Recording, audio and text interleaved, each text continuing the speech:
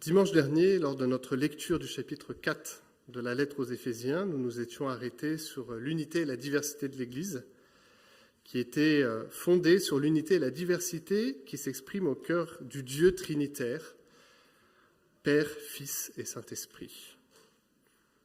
On avait pu regarder ensemble que c'est là la base de nos relations fraternelles, avec la conviction attachée que nous sommes tous utiles. L'apôtre Paul parlait que nous étions tous des dons, les uns pour les autres, pour l'Église, pour le service du Seigneur. L'apôtre va continuer dans cette direction, dans la suite de l'épître, en s'intéressant maintenant aux relations plus larges, qui se vivent au moins pour l'une d'entre elles quotidiennement, et pose la question: comment l'œuvre du Christ vient à la rencontre de mon statut d'époux ou d'épouse, de parent ou d'enfant, de patron ou de salarié. Alors vous verrez que les mots qu'on va lire, c'est plutôt maître et esclave, mais j'expliquerai pourquoi j'utilise les mots patron et salarié. Paul prend ces exemples car il structurait ces unités de famille, du couple, de la famille et de l'entreprise quelque part, structurer, et ça continue de structurer dans bien des cas notre société dans laquelle on évolue. Pour reprendre les paroles de Karl Barth, citées par le théologien John Stott dans son commentaire, dans la présentation qu'on va lire, l'être humain apparaît comme un être sexuel, bien avant que Freud ait mis le doigt sur cet aspect, comme un être temporel, donc lié à une génération, on appartient tous à une génération, et comme un être matériel, intégré dans une structure économique. On est tous des entités économiques quelque part. 3 dimensions de la vie humaine et dans laquelle chacun de nous évolue d'une manière ou d'une autre. Et je vous invite simplement à lire ensemble Éphésiens chapitre 5, verset 21 jusqu'au 6, 4. Un texte pas simple, mais on va le lire ensemble. Je lis. Soumettez-vous les uns aux autres dans la crainte de Dieu. Femmes, soumettez-vous à votre mari comme au Seigneur, car le mari est le chef de la femme, comme Christ est le chef de l'Église, qui est son corps et dont il est le sauveur.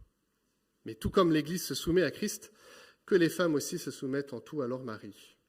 Marie, aimez votre femme comme Christ a aimé l'Église. Il s'est donné lui-même pour elle, afin de la conduire à la sainteté après l'avoir purifiée et lavée par l'eau de la parole, pour faire paraître devant lui cette Église glorieuse, sans tache, ni ride, ni rien de semblable, mais sainte et irréprochable. C'est ainsi que les maris doivent aimer leur femme comme leur propre corps. Celui qui aime sa femme s'aime lui-même. En effet, jamais personne n'a détesté son propre corps. Au contraire, il le nourrit et en prend soin, tout comme le Seigneur le fait pour l'Église, parce que nous sommes les membres de son corps, formés de sa chair et de ses os.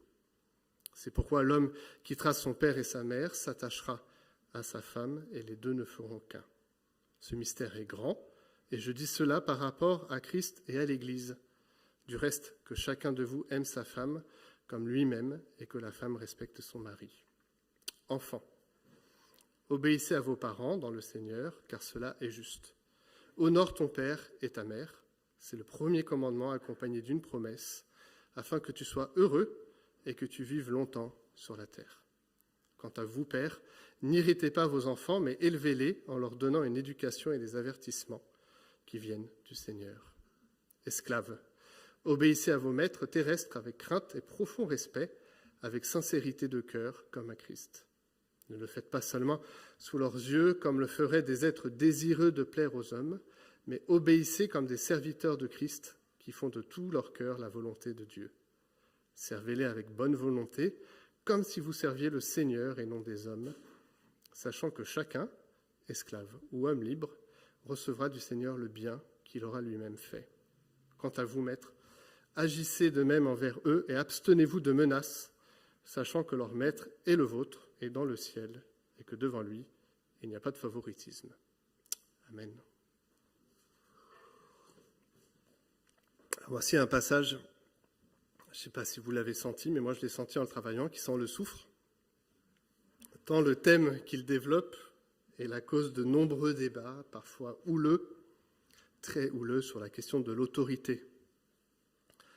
Les termes d'ailleurs d'autorité et de soumission sont pour beaucoup aujourd'hui inentendables. Ce n'est pas des mots qu'on utilise régulièrement. Vous avez déjà peut-être vu ou entendu cette expression « ni Dieu ni maître ». Est-ce qu'on peut afficher le graffiti? On pourrait rajouter à ce slogan « ni Dieu ni maître », ni patron, ni mari.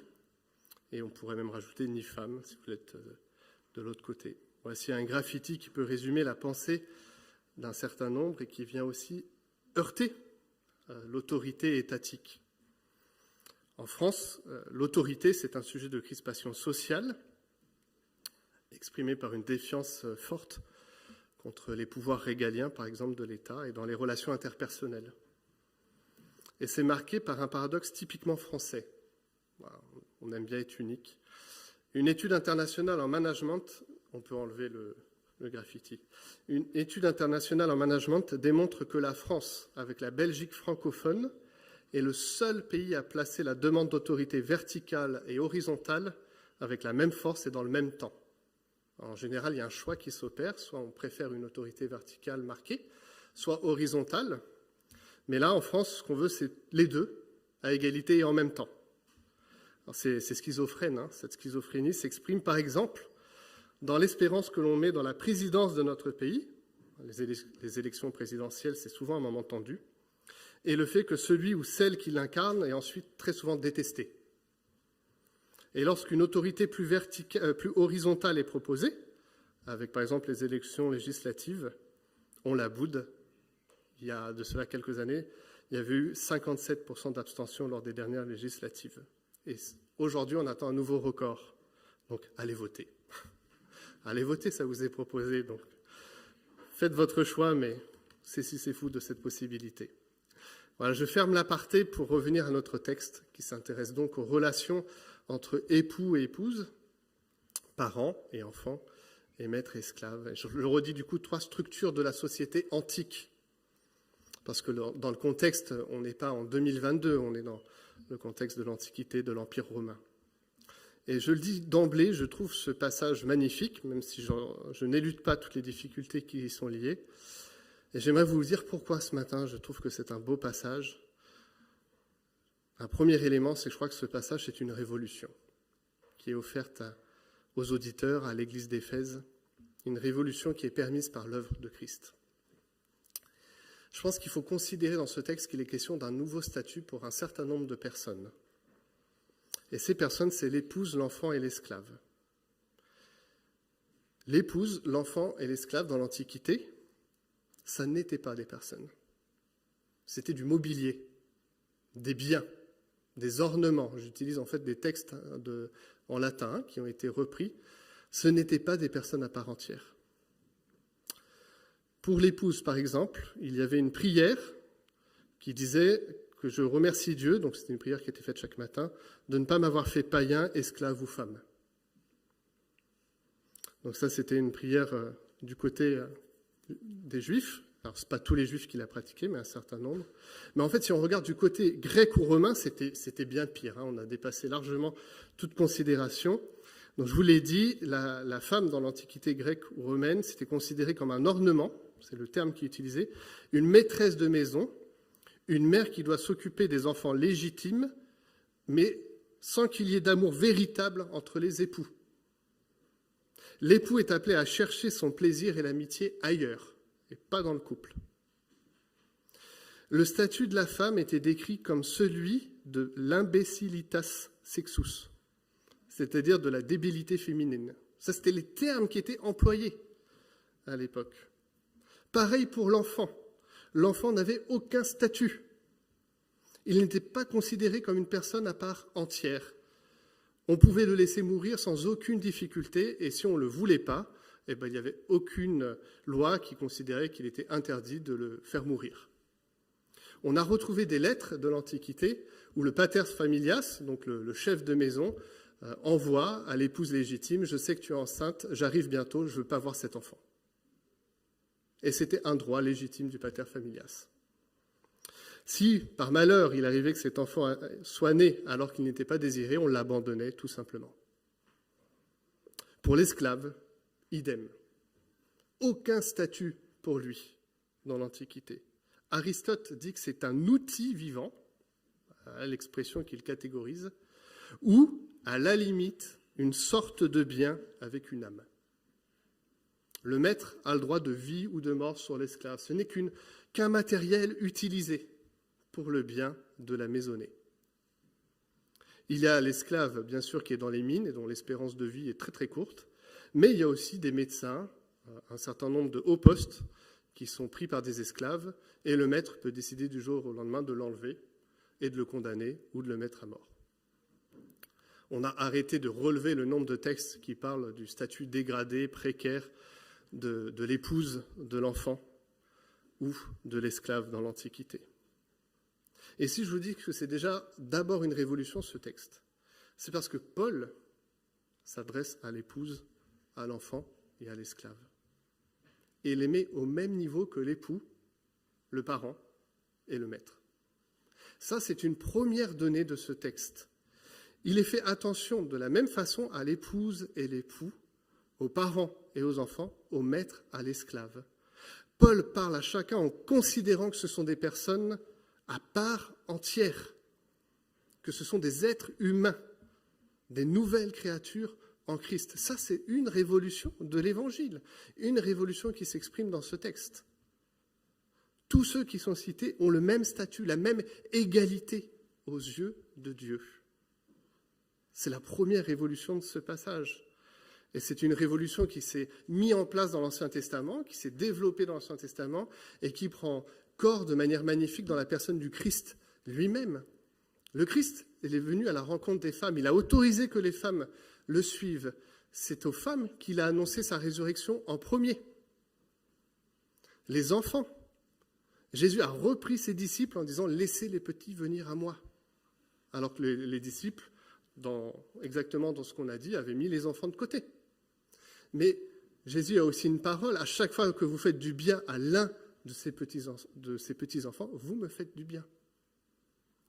Donc il donne un statut à la femme, un statut à l'enfant, et il donne un statut à l'esclave. Combien de textes manifestent l'indignation du Seigneur, du Sauveur, contre des injustices sociales, contre la mainmise des puissants sur les petits, l'exploitation, le fait que des hommes et des femmes s'enrichissent en prenant pas soin des serviteurs, des esclaves qu'ils ont. Et une première révolution de ce texte, c'est que, comme Paul l'a dit à d'autres reprises à la suite du Christ, devant Dieu, il n'y a ni esclave ni homme libre, Colossiens 3,11. Il n'y a ni homme ni femme, Galates 3,28. Il y a simplement des êtres humains aimés par le Christ ressuscité. Ça, c'est déjà la révolution de ce texte et que je pense qu'on ne connaît pas assez les statuts qu'étaient de l'épouse, de l'esclave et de l'enfant à l'époque. Ils ne valaient rien. Franchement, je vous invite à regarder un certain nombre de textes, Wikipédia ou quoi. Ils ne valaient rien. C'était vraiment des biens. Et le terme utilisé, je me permets d'insister, c'était du mobilier. Du mobilier, pas plus. Paul veut leur donner une consistance, une dignité, un respect qu'ils n'ont jamais eu. Et je pense que ça, c'est peut-être important à souligner dans ce texte. Cette pensée, cette vérité exposée fait suite donc au développement biblique et plus particulièrement à celui de l'Évangile, au Christ, qui s'adresse aux femmes, aux enfants et aux esclaves, qui les remet droit, qui les accueille. Rejeter le christianisme en affirmant qu'il a permis que l'oppression de quelqu'un ou d'un certain nombre de personnes ne fait pas droit au message biblique. Oui, l'institution parfois a clairement fait mal, mais le message de l'Évangile, c'est un message de libération, c'est un message de dignité. C'est un message qui est venu révolutionner le contexte de l'époque, l'Antiquité, qui est venu donner des droits, donner une parole à des gens qui n'en avaient pas. Partant de ce principe, regardons maintenant l'exercice de l'autorité à la lumière de cet évangile nouveau. L'apôtre s'adresse à des chrétiens. Les auditeurs de Paul, c'est des chrétiens. Il s'adresse à une église, l'église d'Éphèse ou d'autres églises. Et il va aborder un sujet éminemment complexe, celui de la saine autorité. D'ailleurs, c'est un mot qui n'apparaît pas dans notre passage, le mot autorité. Paul ouvre à percevoir ce que devraient être des relations saines, sanctifiées dans l'intimité du couple, de la famille et dans le domaine professionnel. Je peux dire que Paul avait plus que conscience des abus qui avaient eu lieu là-dedans et qu'il les avait liés à la conséquence liée à la chute. Paul a dénoncé le désir malsain de domination, de menace, d'autorité abusive que l'on serait tenté d'exercer. Aujourd'hui encore, nous devons dénoncer en tant qu'Église tous ces abus-là, toutes ces emprises psychologiques, toutes ces destructions qui se jouent parfois dans les couples, dans les familles ou dans le domaine professionnel. Et c'est pour ça que vraiment, je vous le redis, en tant que fédération, nous avons réfléchi à cela. Un comité s'est mis en place, que nous puissions être sensibles. C'est une honte de vivre de telles choses. Et Paul va le signifier clairement. Il va faire appel au droit créationnel, au projet créationnel, où chacun prendrait sa place pour le bien de l'autre, pour son épanouissement. Avec des expressions qui, je pense, peuvent nous heurter légitimement. Pour le mari, il est le chef de la femme. Comment saisir l'expression aujourd'hui? Le parent devrait éduquer son enfant. Mais comment on doit saisir le mot éducation? Ça peut être très large. Le maître est appelé à prendre exemple sur le maître par excellence, le Seigneur lui-même. Mais ça veut dire quoi concrètement dans la relation à l'esclave? Qu'est-ce que ça implique? Alors on va partir des différents exemples. Un élément important pour comprendre ce qu'il est dit du mari et de la femme, c'est pas simplement s'arrêter à l'expression de chef, mais de comprendre que le parallèle est mis entre le Christ et l'œuvre du Christ pour l'Église et ce que le mari est appelé à prendre de responsabilité dans la cellule du couple. Je vous l'ai dit, à l'époque, dans l'Antiquité, le mot amour était utilisé, mais c'était le mot philéo. Donc ce n'était pas des relations proches qu'on souhaitait entre le mari ou la femme.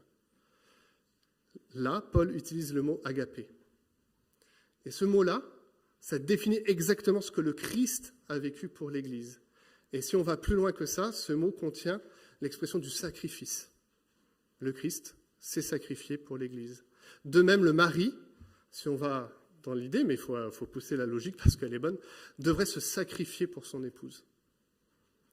On devrait avoir le désir de faire le bien pour l'épouse, de reconnaître ses propres responsabilités, mais aussi de reconnaître sa place, de lui faire justement place dans ce qu'elle a apporté, dans sa dignité, dans sa valeur, dans l'encouragement qu'elle est. Et c'est dans la réciprocité que ces choses se vivent.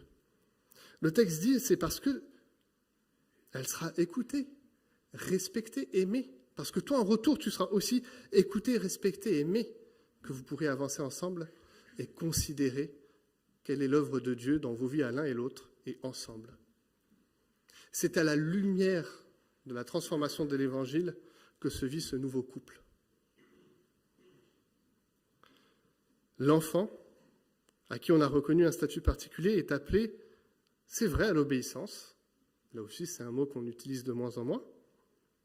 Mais derrière, le parent devrait utiliser cette marque d'obéissance, non pas pour écraser son enfant, non pas pour lui faire du mal, mais au contraire, pour l'élever, pour lui donner une éducation qui soit à la lumière de l'Évangile. C'est manifesté, tout comme dans le premier exemple, l'amour.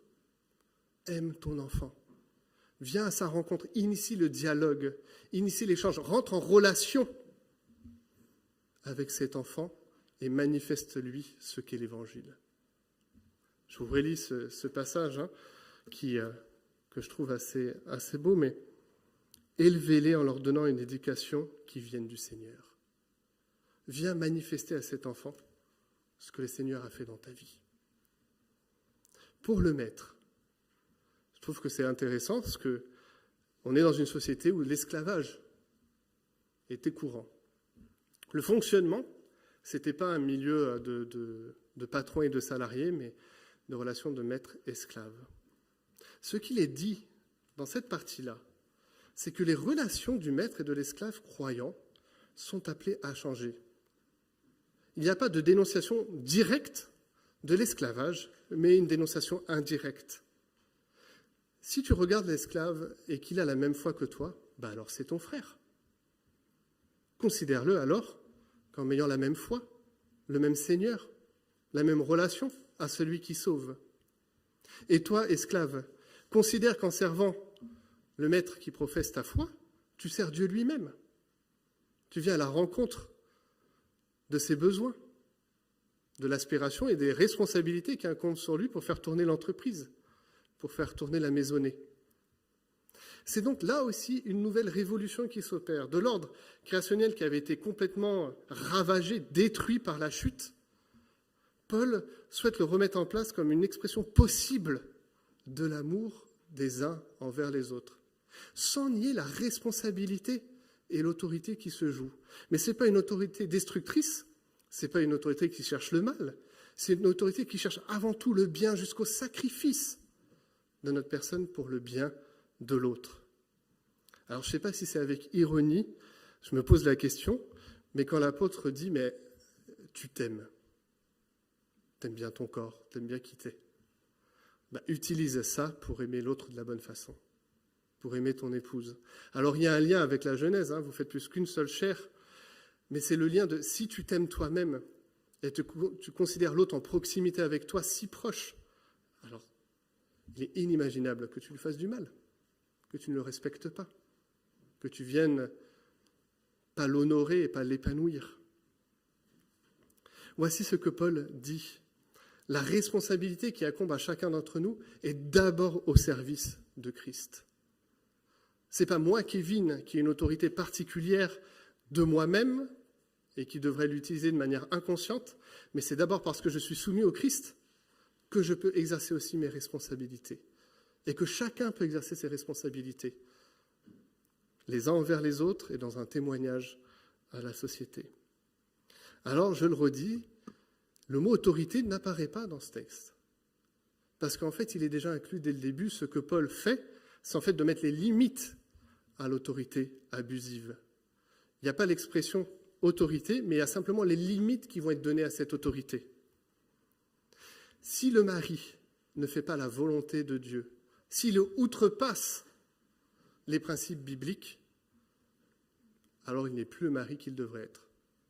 Il ne fait plus acte de soumission au Christ. Ce qui tient le lien de légitimité, c'est d'abord la soumission au Christ. Et la limite, c'est donc là. On peut aller même plus loin, parce que Paul l'a fait, lorsque la limite est dépassée et qu'elle va trop loin, on peut exprimer, et je crois que c'est une belle expression, une certaine désobéissance civile, maritale, familiale ou dans l'entreprise. Signifier qu'on n'est pas d'accord et revenir dans le dialogue pour rectifier les choses. Car voici ce qui est exprimé dans ce qui devrait être, ça c'est le parfait de la chose, puis après la réalité pratique des difficultés qui s'opèrent dans les liens conjugaux, dans les liens familiaux et dans les liens d'entreprise professionnels. C'est ici que s'exerce l'évangile du pardon, de l'écoute attentive, du bien commun, de la possibilité, de l'échange tout simplement, de la relation l'un avec l'autre. Cette relation se vit aussi entre le parent et l'enfant, et se vit également entre le maître et l'esclave. Chacun doit se considérer d'abord comme un enfant de Dieu. Son premier statut, c'est ça. Et après s'exerce une responsabilité pour le bien de l'un et de l'autre. Et je le redis, pour le bien. La finalité, c'est le bien de celui ou de celle qui est aimé, qui est en face.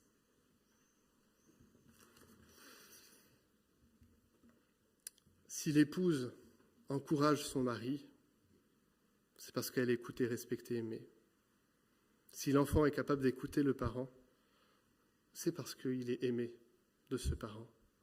Si l'esclave essaye de donner tout ce qu'il peut pour le maître, c'est parce qu'il sait que le maître veut son bien. De la même façon, l'époux se sent encouragé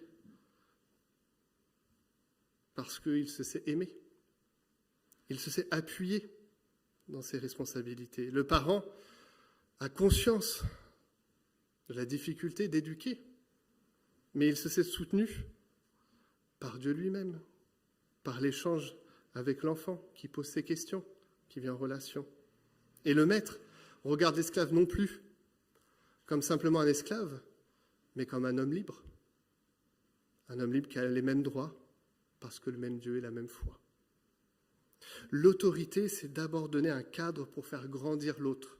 D'ailleurs, étymologiquement, c'est un peu ça, c'est faire grandir l'autre, lui donner à se développer et à bien servir. C'est lui donner toutes les clés pour son épanouissement. C'est une autorité où chacun est d'abord soumis au Christ. Ce texte nous permet d'éviter 2 écueils. La déresponsabilisation. Il y a trop de responsabilités, je préfère les fuir. Paul indique qu'il y a des responsabilités pour chacun et que nous devons y faire face. Ça vient aussi dénoncer l'autorité excessive. Et parfois, j'ai réellement envie de pleurer quand je vois la lecture qu'un certain nombre de théologiens dans l'histoire de l'Église ont fait de ce texte, qui l'ont utilisé comme une interprétation qui vient briser, qui vient asseoir une autorité qui n'émane pas de Christ. De l'autre côté, derrière la déresponsabilisation et l'autorité excessive, il y a l'écueil de la défiance. Défier tout le temps ne mène à rien. La défiance n'est pas bonne. Ce qui est bon, c'est le dialogue, l'échange. Alors, je le redis pour pas qu'on me taxe de laisser aller. Parfois, ça va trop loin. Parfois, les relations sont brisées parce que l'un ou l'autre a utilisé une autorité tellement mal que même une justice humaine doit s'appliquer. Soyons sensibles à cela. Mais ayons aussi une parole d'évangile pour les uns et les autres, dans nos structures dans lesquelles on évolue, auprès des frères et sœurs, mais aussi dans la société à laquelle on est raccroché.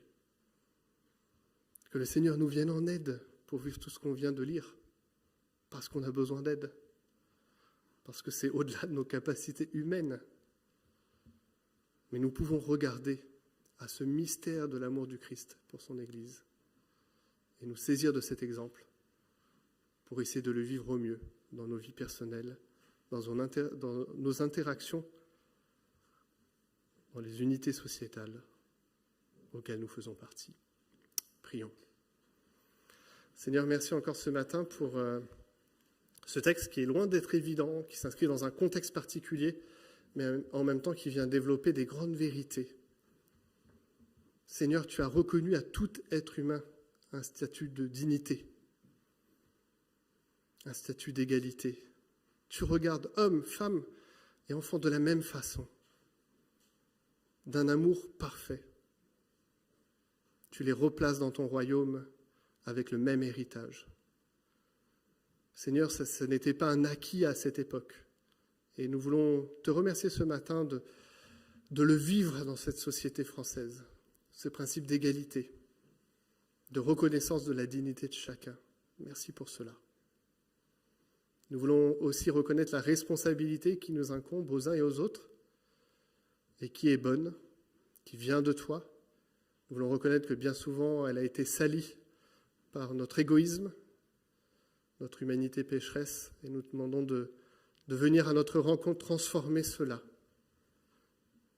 pour vivre dans notre couple de belles relations qui permet l'épanouissement de l'un et de l'autre. Dans nos familles, de vivre de belles relations, de pouvoir regarder à nos parents, même s'ils ont été imparfaits, mais de voir ta main quand même. D'être en tant que parents sensibles, à savoir écouter nos enfants, les accompagner dans les différents lieux pas toujours évidents auxquels ils sont confrontés. D'avoir une parole d'évangile qui leur fait du bien. Nous te prions pour nos relations professionnelles, là aussi pas toujours évidentes, dans un système parfois qui appelle la rentabilité, l'efficacité, qui malheureusement broie, harcèle dans ses plus extrêmes. Seigneur, que nous puissions là aussi être sensible, soit en tant que chef d'équipe, que patron ou que salarié. Que là aussi tu inities une parole d'évangile dans nos cœurs et les cœurs des uns et des autres.